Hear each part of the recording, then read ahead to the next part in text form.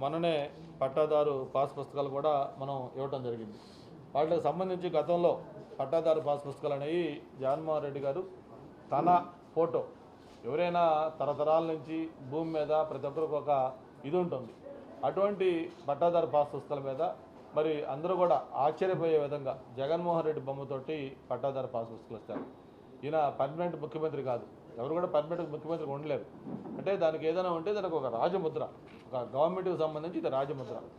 అటువంటి దాంతో పాస్ పుస్తకాలు ఇస్తే దానికి ఇది ఉంటుంది తప్ప దాని క్వాలిటీ కానీ లేకపోతే దీనికి ఒక ఆలోచన లేకుండా అంతా రాజకీయం చేసే విధంగా పబ్లిసిటీ పిచ్చి ఎట్లా ఉందంటే ఆయనకి పరాకాష్ఠకి వెళ్ళిపోయింది. అంటే పట్టాదారు పాస్ పుస్తకాలే కాదు, చివరికి సర్వే రాళ్ల మీద కూడా కోట్ల రూపాయలు ఖర్చు పెట్టి ఆయన బొమ్మలు ఆయన పేర్లు ప్రింట్ చేసుకునే పరిస్థితికి రావడంతో ప్రజలు కూడా అటువంటి తీర్పు ఇవ్వాల్సి వచ్చింది.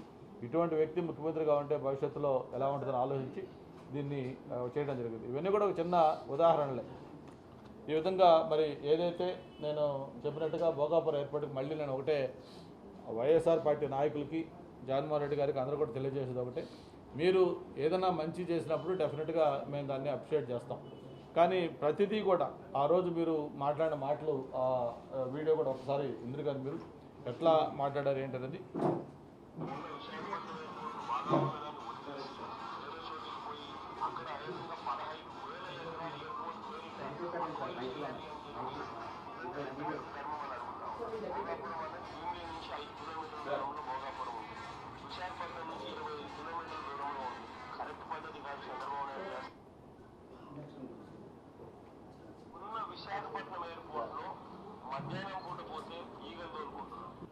అంటే ఇవన్నీ కూడా భోగాపురం ఎయిర్పోర్ట్ గురించి ఆయన మాట్లాడిన స్వయంగా చివరికి ఏ విధంగా అంటే మళ్ళీ మనం 19లో తిరిగి మనం వస్తాం, ఏదైతే చంద్రబాబు నాయుడు భూసేకరణ చేశాడో ఆ భూములు తిరిగి ఇచ్చేస్తాం అని కూడా చెప్పుకొచ్చాడు.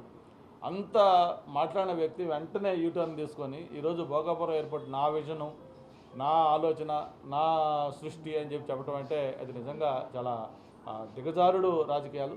జగన్మోహన్ రెడ్డి గారు ఇటువంటి ఎన్ని చేసినా కూడా చంద్రబాబు నాయుడు గారేంటి, జగన్మోహన్ రెడ్డి గారేంటి అనేది అందరూ కూడా తెలుసు.